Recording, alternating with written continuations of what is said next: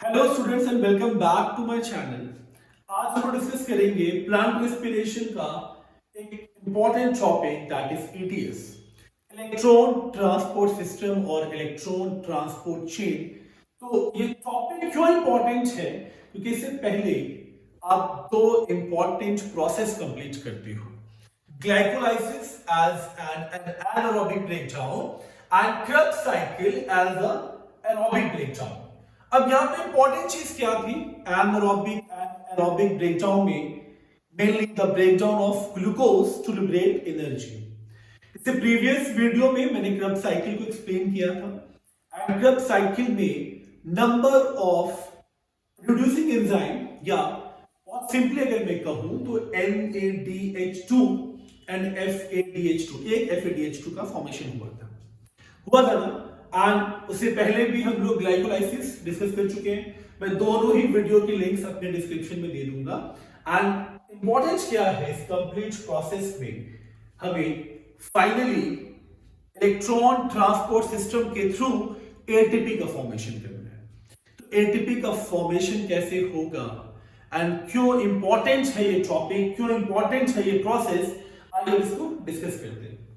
तो ये जो डायग्राम है ये मैंने पहले से ड्रॉ कर लिया है for the saving of time. अब हम लोग समझेंगे इस कंप्लीट प्रोसेस को।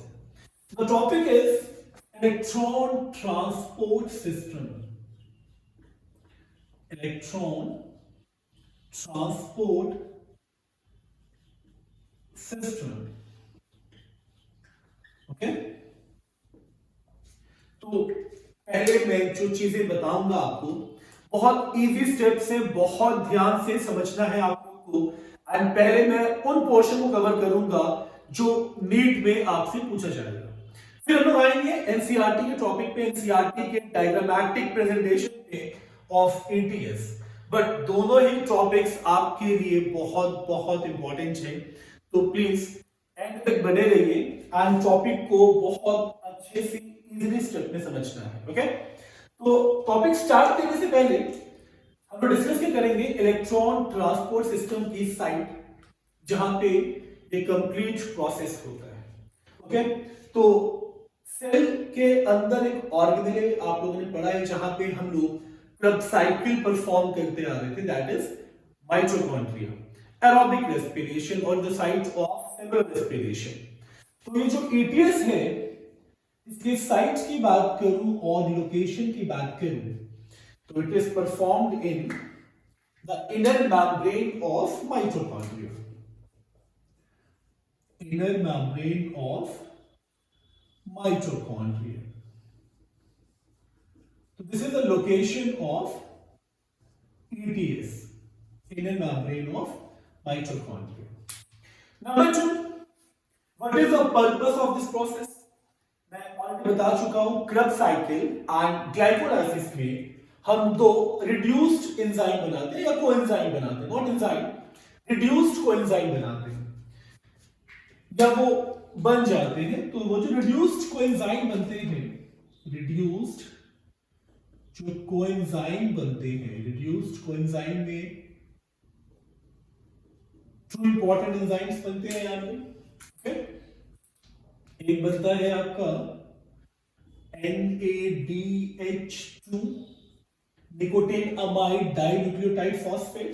ओके, और एक बनता है FADH2। देखिए मैंने क्या बोला यहां पे कि these are the reduced coenzyme. Reduced क्यों हुआ है? अंडरस्टूड है क्योंकि यहां पे हाइड्रोजन का एडिशन हुआ है। अगर हाइड्रोजन का एडिशन हुआ है इसका मतलब यहां पे रिडक्शन हुआ है और ये दोनों एंजाइम रिड्यूस्ड हुए हैं। अगर ये ऑक्सीडाइज्ड होगा तो रिमूवल ऑफ हाइड्रोजन होगा।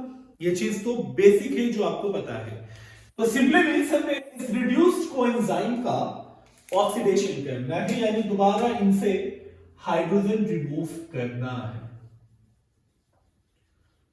ऑक्सीडेशन करना है। अब आप पूछेंगे क्यों इनको ऑक्सीडेशन करना है?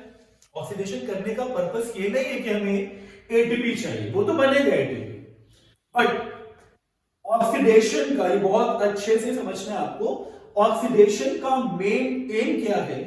अगर इनको हम ऑक्सीडाइज्ड करके दोबारा इसको एज ए कोएंजाइम कन्वर्ट नहीं करेंगे, मतलब NAD+ एंड FAD+, अगर दोबारा इसको कोएंजाइम में कन्वर्ट नहीं करेंगे तो दोबारा ये पार्टिसिपेट नहीं करेगा ग्लाइकोलाइसिस में, क्रेब्स साइकिल में।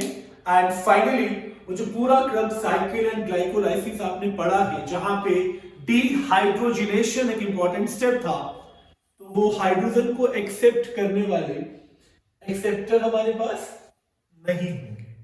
बात समझ में आ रही है आपको? दैट्स व्हाई इनका ऑक्सीडेशन होना मस्ट है, so that they can again participate in the process of glycolysis and Krebs cycle। ये तो खैर ग्लाइकोलाइसिस में इन्वॉल्व नहीं है, ये सिर्फ Krebs साइकिल में पार्टिसिपेट करेगा। और इनके ऑक्सीडेशन से हमें एटीपी मिलेगी। अब एक बात बताइए आप लोग, ग्लाइकोलाइसिस एंड Krebs साइकिल, मेरी प्रीवियस वीडियोस में आप ये टॉपिक बहुत अच्छे से देखते आइए। अगर आपको नहीं भी देखना तभी कोई इशू नहीं है, आपने पढ़ा होगा एनसीईआरटी से, अपनी किसी भी बुक से। अब आप ये बताइए कि पूरा जो प्रोसेस हम लोग देख रहे हैं, एरोबिक ब्रेकडाउन का मतलब क्या है? The breakdown in the presence of oxygen. और अब तक यानी पूरे Krebs साइकिल में ऑक्सीजन की एंट्री नहीं हुई है। ये चीज तो हम लोग जानते हैं ना, Krebs साइकिल आपने पढ़ा है। मैं बार बार कह रहा हूं, एक बार वो वीडियो भी आप देख लें, Krebs साइकिल का भी वीडियो देख लें, मैं लिंक डिस्क्रिप्शन में दूंगा। वहां पे भी ऑक्सीजन की एंट्री नहीं हुई है। तो ऑक्सीजन की एंट्री होगी कहां पे, ये मैं आपको बताऊंगा, क्योंकि एरोबिक ब्रेकडाउन है तो ऑक्सीजन की एंट्री तो हमें चाहिए। कैसे ये ऑक्सीडाइज्ड होंगे ये भी हम लोग डिस्कस करेंगे। इस प्रोसेस को पहले मैं बहुत सिंपली स्टेप में बताने जा रहा हूं, उसे समझिए। उसके बाद हम लोग एनसीईआरटी वाले टॉपिक को यानी इसके डायग्रामेटिक प्रेजेंटेशन को समझें। तो इस प्रोसेस में हमें NADH2 एंड FADH2 का ऑक्सीडेशन करना है। अब मैं बहुत सिंपली एक स्टेप आपको समझाने वाला हूं जो आपको नीट में बहुत हेल्पफुल होगा। ओके, तो प्रोडक्ट्स क्या था हमारे पास, डिस्कस कर लेते हैं। प्रोडक्ट्स क्या था हमारे पास? First one is NADH2,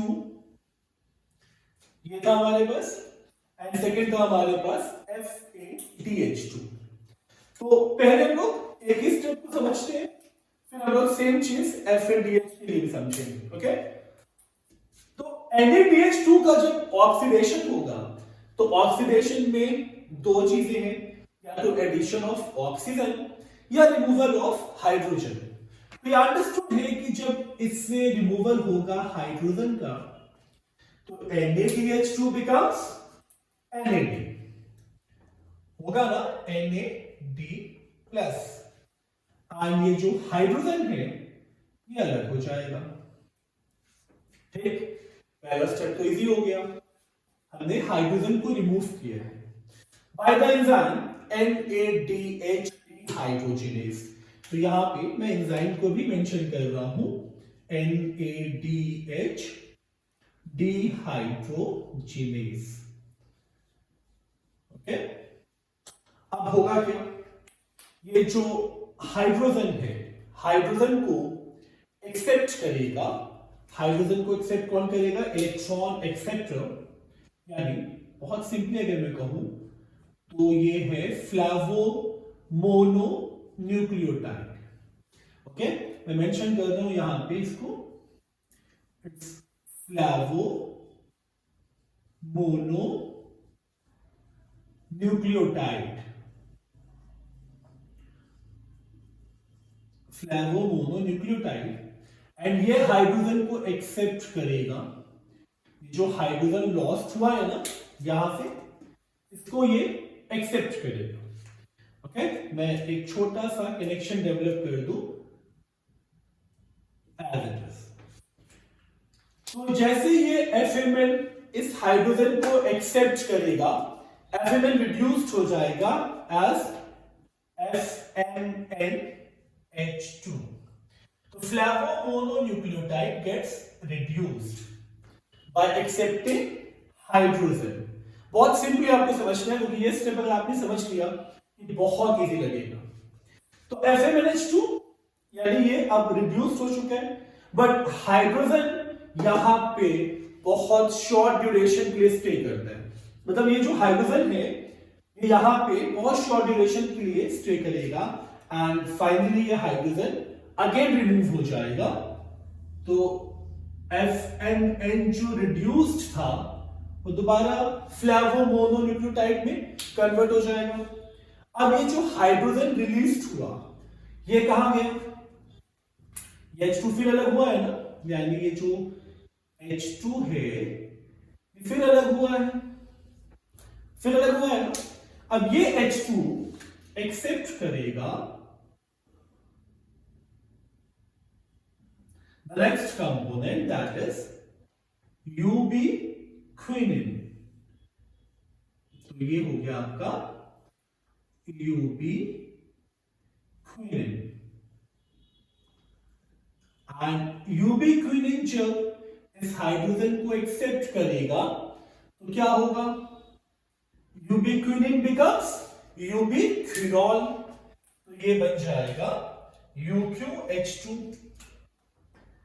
So it becomes UQH2 and that UQ means ubiquinone।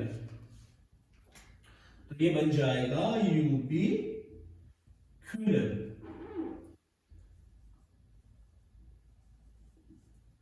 Okay, तो ये ubiquinone बन गया। अब देखिए बहुत सिंपली हाइड्रोजन को ये एक्सेप्ट करके ubiquinone बन चुका है, बट यहां भी हाइड्रोजन बहुत शॉर्ट ड्यूरेशन के लिए रहेगा एंड अगेन ये यूबिक्विनल जो है वो यूबिक्विनिन बन जाएगा एंड हाइड्रोजन अगेन रिलीज हो जाएगा। बात समझ में आ रही है आपको? देखिए कितना सिंपल है। यहां से जो हाइड्रोजन चला था पहले फ्लैवोमोनोन्यूक्लियोटाइड में एक्सेप्ट किया तो ये रिड्यूस्ड फ्लैवोमोनोन्यूक्लियोटाइड बना, फिर इसको यूबिक्विनिन एक्सेप्ट किया, यूबिक्विनॉल बना एंड फाइनली ये जो यूबिक्विनॉल है यहां पे आने के बाद क्या होगा? ये हाइड्रोजन स्प्लिट हो जाएगा। जब हाइड्रोजन स्प्लिट होगा तो क्या बनेगा? क्या बनेगा? यहां पे हाइड्रोजन सब जब स्प्लिट होगा तो बनेगा प्रोटॉन, बनेगा ना, एंड इलेक्ट्रॉन। बात समझ में आ रही है आपको? जब ये हाइड्रोजन स्प्लिट होगा यहां पे जो स्टेप हो रहा है वो है स्प्लिटिंग। तो स्प्लिटिंग से क्या हुआ? स्प्लिटिंग से क्या हुआ? प्रोटॉन एंड इलेक्ट्रॉन सेपरेट हो गए। अब ये इलेक्ट्रॉन मूव करेगा by number of electron carriers. तो पहले जो कैरियर बनेगा इस इलेक्ट्रॉन का वो है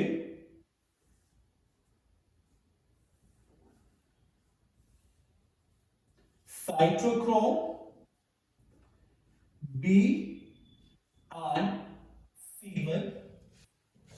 Okay, then it moves to cytochrome C।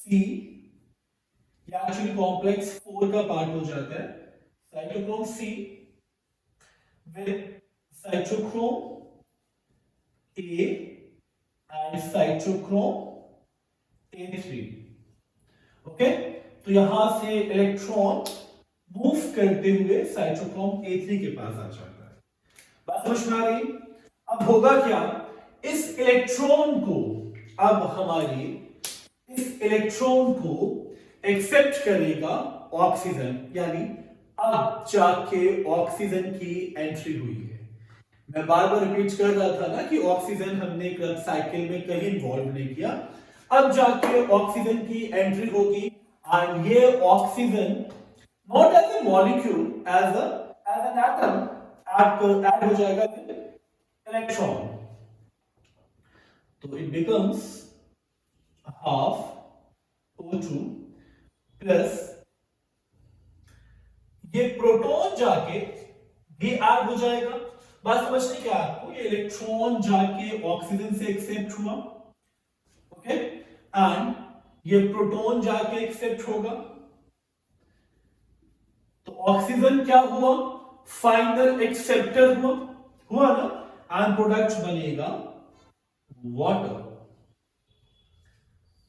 बात समझ में आ रही है आपको? कितना सिंपल था ये। फाइनल ऑक्सीजन यानी फाइनल जो ऑक्सीजन मॉलिक्यूल था as an atom, it accepts both electron and proton.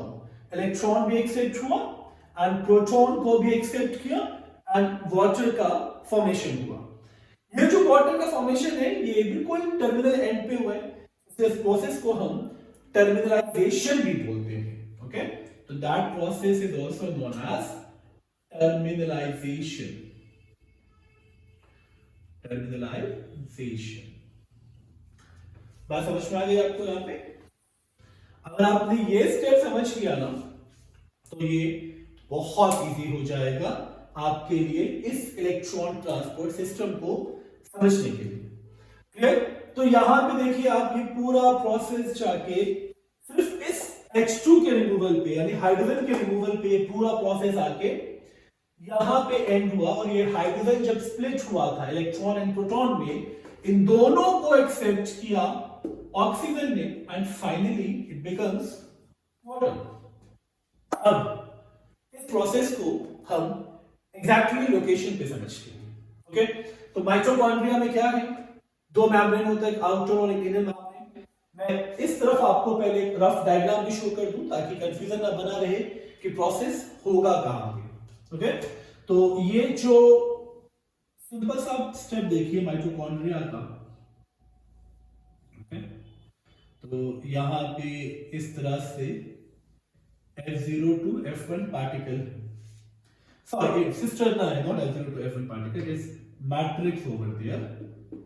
Okay, और ये है इसका आउटर मेम्ब्रेन और यहां इसका इनर मेम्ब्रेन। यहां तक तो आपको समझ में आ रहा होगा। और इनर मेम्ब्रेन के जस्ट नीचे वाला पोर्शन जो है ये है matrix. This one is matrix and ये जो स्पेस आप देख रहे हो this is known as perimitochondrial space. तो ये स्पेस जो है आपका, ये स्पेस हो गया पेरीमाइटोकॉन्ड्रियल स्पेस। पेरीमाइटोकॉन्ड्रियल स्पेस। तो इस मेम्ब्रेन पे ये पूरा प्रोसेस हो रहा है। ओके, ये मेम्ब्रेन आपके सामने है। तो इस प्रोसेस को समझने के लिए अब आपको लोकेशन एग्जैक्टली पता है कि ये इस इनर मेम्ब्रेन पे होगा। ओके, यानी एक तरफ इसके मैट्रिक्स है और एक तरफ इसके पेरीमाइटोकॉन्ड्रियल स्पेस है। यहां तक आपको बात समझ में आ रही होगी। अब इस मेम्ब्रेन पे, ये जो पूरा मेम्ब्रेन आप देख रहे हो, इस मेम्ब्रेन पे नंबर ऑफ कॉम्प्लेक्स है। उस कॉम्प्लेक्स को हम समझेंगे अकॉर्डिंग टू द डायग्राम कि यहां पे एक्चुअल एम क्या है इस इलेक्ट्रॉन की मूवमेंट का या इस हाइड्रोजन की स्प्लिटिंग का। ओके, तो ये जो पहला आप कॉम्प्लेक्स देख रहे हो, कॉम्प्लेक्स 1, इस कॉम्प्लेक्स 1 में ही NADH का, NADH2 का मेनली ऑक्सीडेशन होगा एंड ये जब ऑक्सीडाइज्ड होगा, एंजाइम तो मैं पहले ही आपको मेंशन कर चुका हूं, NADH डिहाइड्रोजिनेज। तो जैसे इसका ऑक्सीडेशन होगा ये क्या करेगा? अभी मैंने बताया था रिमूवल ऑफ हाइड्रोजन होगा।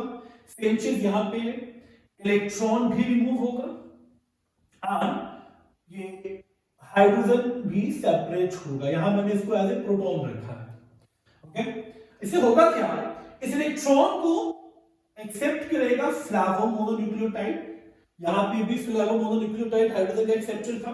बात कौन से के वहीं पे आ रही है। अब देखिए, जैसे ही ये फ्लैवोमोनोन्यूक्लियोटाइड इलेक्ट्रॉन को शंट करेगा आयरन एंड सल्फर कॉम्प्लेक्स की तरफ, ये आयरन एंड सल्फर कॉम्प्लेक्स है, iron and sulphur complex. Okay, जैसे ही इसके ऊपर शंट होगा इलेक्ट्रॉन, जैसे ही इसके ऊपर शंट होगा यहां पे फॉस्फोरिलेशन होगा, यानी एडीपी के साथ फॉस्फेट बाइंड होगा एंड एटीपी का फॉर्मेशन होगा। तो this is very important step कि when electron shunted over the flavomononucleotide to iron and sulphur complex there is one phosphorylation, और फॉस्फोरिलेशन किसका हुआ? एडीपी का, एंड फॉर्मेशन हुआ एटीपी का। इस इलेक्ट्रॉन की मूवमेंट से क्या होगा?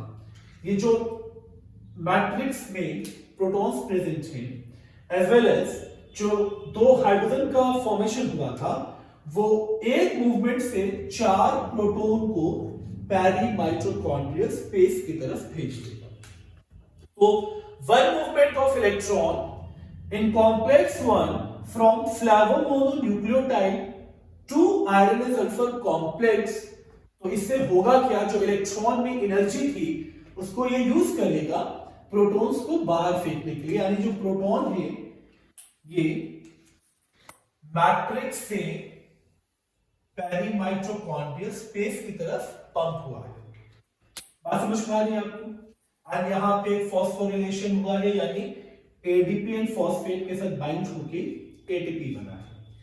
अब ध्यान से देखिएगा, बहुत अच्छे से समझिएगा, ये इलेक्ट्रॉन शंट होते हुए यूबिक्विनल के पास आया है, और यहां पे मैंने आपको बताया था इस वाले स्टेप में कि ये भी हाइड्रोजन का एक्सेप्टर है, बट ये भी हाइड्रोजन को बहुत कम टाइम के लिए रिटेन करता है, यहाँ हाइड्रोजन की स्प्लिटिंग हो जाती है। तो यहाँ पे भी सेम चीज है, ये कुछ टाइम को रिटेन करेगा, एंड आपको एरो इंडिकेट कर रहा है ना कि ये दोबारा यूबिक्विनल दोबारा ऑक्सीडाइज्ड हो जाएगा। यहाँ पे यूबिक्विनॉल बना है, और ये जब अगेन हाइड्रोजन को रिमूव करेगा यूबिक्विनिन बनेगा, यानी ये हाइड्रोजन भी एज ए प्रोटॉन पंप हो जाएंगे बाहर की तरफ, होंगे ना, और ये जो इलेक्ट्रॉन है वो मूव कर जाएगा कॉम्प्लेक्स 3 की तरफ, that is cytochrome B to C1। बात समझ में आ रही है ना? अब जब साइटोक्रोम बी से C1 की तरफ ये मूव करेगा, तो यहां पे फिर से एक फॉस्फोरिलेशन होगा, यानी एडीपी फॉस्फेट को बाइंड करके एटीपी बनाएगा। बात समझ में आ रही है ना? मैं आपको फिर से एक बहुत बेसिक समरी बता रहा हूं। इस ऑक्सीडेशन से इलेक्ट्रॉन की मूवमेंट होगी कॉम्प्लेक्स 1 में, जो फ्लैवोमोनोन्यूक्लियोटाइड के पास आके आयरन एंड सल्फर कॉम्प्लेक्स के पास जाएगा।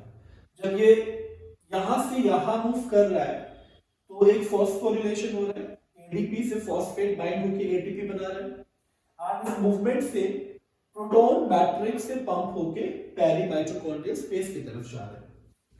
फिर electron sulphur iron sulphur complex से होते हुए यूबिक्विनल के पास आता है, यूबिक्विनॉल यानी रिड्यूस्ड फॉर्म ऑफ यूबिक्विनिन, एंड ये इलेक्ट्रॉन को शंट करता है कॉम्प्लेक्स 3 में।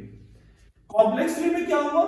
कॉम्प्लेक्स 3 में भी एक एटीपी का फॉर्मेशन हुआ, तीनों कॉम्प्लेक्स में एक एक एटीपी बनेगा, और कॉम्प्लेक्स 3 में ये मूवमेंट जब करेगा साइटोक्रोम बी से C1 की तरफ, ये साइटोक्रोम बी है,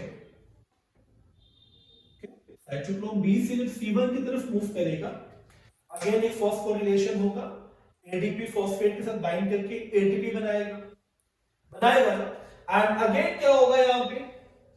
जब इलेक्ट्रॉन, देखिए ये इलेक्ट्रॉन मूव करते हुए जब यहां पहुंचेगा, तो यहां से इलेक्ट्रॉन आएगा आपके कॉम्प्लेक्स नंबर 4 पे, बट एक स्टेप आपको बहुत अच्छे से याद रखना है, हमारे पास पेयर ऑफ इलेक्ट्रॉन्स थे, तो ये एक साथ मूव नहीं करेंगे कॉम्प्लेक्स 4 में, ये वन आफ्टर अनदर, यानी एक पहले उसके बाद दूसरा आएगा, और कॉम्प्लेक्स 4 में आने के बाद दो कॉपर सेंटर है, कॉपर सेंटर मतलब Cu1 और Ca2, ये भी इलेक्ट्रॉन की मूवमेंट कराएगा साइटोक्रोम A से साइटोक्रोम A3 की तरफ, एंड साइटोक्रोम A3 से जब ये इलेक्ट्रॉन पास होगा, फिर से रिपीट कर रहा हूं, साइटोक्रोम A से A3 से एंड A3 से जब ये पास होगा, तो यहां पे ऑक्सीजन इसका फाइनल एक्सेप्टर है, एंड ये एक्सेप्टर हाइड्रोजन को भी एक्सेप्ट करेगा, क्योंकि आप देख रहे थे ये जो हाइड्रोजन यहाँ पंप हुआ था, तो ये तो यहाँ पंप हो चुका है, बट ये मैट्रिक्स से पंप ये प्रोटॉन को कलेक्ट करके हाइड्रोजन को या टू प्रोटॉन्स को एक्सेप्ट करके ये यहाँ पे वाटर का फॉर्मेशन करेगा। तो यहाँ पे ऑक्सीजन फाइनल एक्सेप्टर है for the formation of water. अब सोचने वाली बात यह है कि इलेक्ट्रॉन जब साइटोक्रोम बी से साइटोक्रोम सी और cytochrome A and A3 complex की तरफ मूव कर रहा होगा, दोबारा क्या होगा? यहां पे प्रोटॉन पंप किए जाएंगे from the matrix to the peri mitochondrial space. Okay, ultimately होगा क्या, ये सारा प्रोटॉन हम लोग जहां फिल कर रहे हैं पेरी माइटोकॉन्ड्रियल स्पेस में, यानी दो मेम्ब्रेन के बीच में, ये सारा प्रोटॉन लौटेगा कॉम्प्लेक्स 5 के through, and complex 5 is oxygen.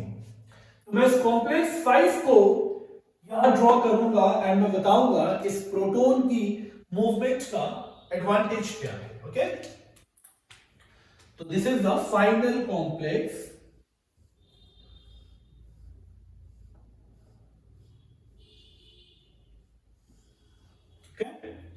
So this is complex 5 from F0 to F1 particle, and why it is very important, this is complex number 5, and why it is very important, because complex 5 consists of enzyme ATP synthetase। तो complex 5 में क्या है, enzyme है ATP synthetase, and ये ATP synthetase कैसे act करेगा, अब इस फाइनल स्टेप, तो ये करेगा क्या, इस स्टेप को हम ऑक्सीडेटिव फॉस्फोरिलेशन भी कहते हैं। इससे होगा क्या, जब ये प्रोटॉन, मैं यहां शो कर रहा हूं, जब ये प्रोटॉन 1 by 1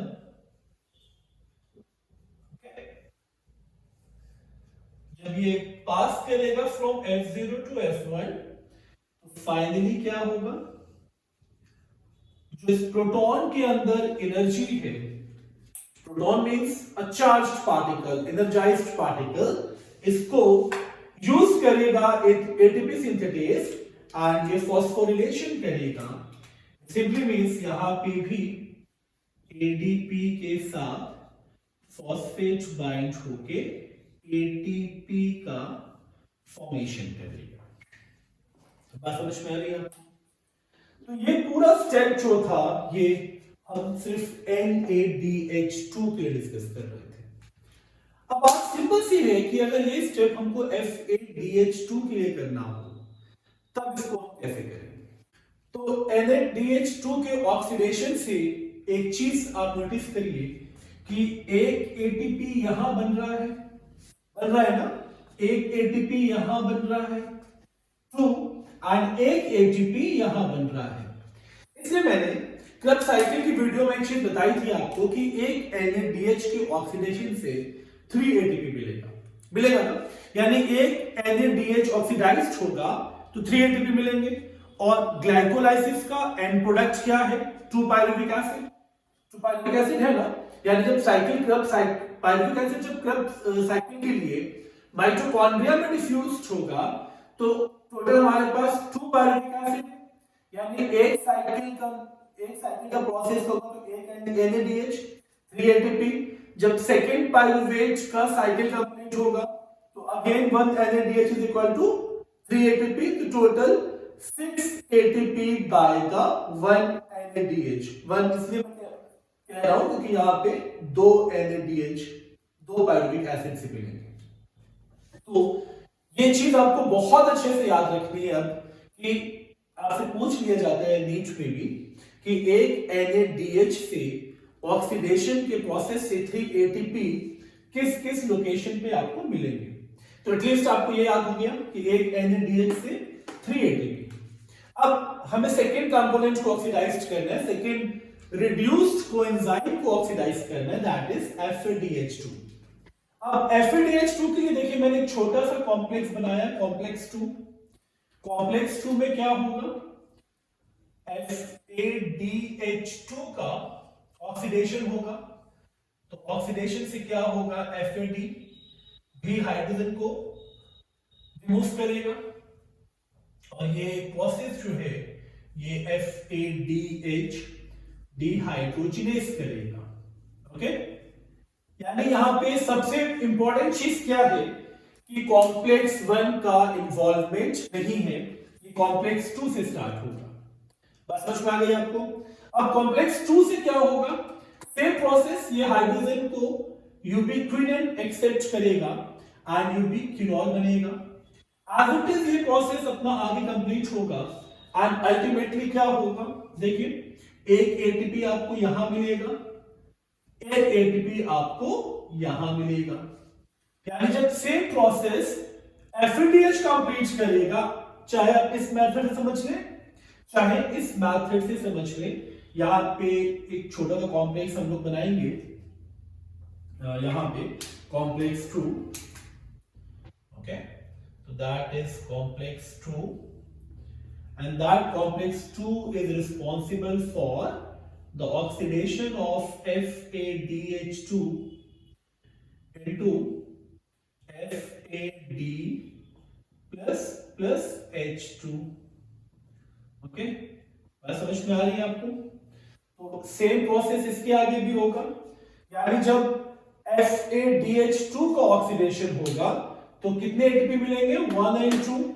मैंने क्रब साइकिल की वीडियो में ये प्रोसेस बताया है, यानी ये वाला एटीपी नहीं बनेगा, तो एक FADH के ऑक्सीडेशन से 2 एटीपी और एक NADH के ऑक्सीडेशन से 3 ATP, and this is the final step of electron transport system. So this is very important and kindly focus the step by this method first, क्योंकि ये बहुत easy है to understand and then ये आप NCERT के diagrammatic presentation को भी देख सकते हैं। तो अगर आपको वीडियो समझ में आया हो तो प्लीज मेरे चैनल को सब्सक्राइब करें, मेरे वीडियो को लाइक करें एंड शेयर करें। Thank you.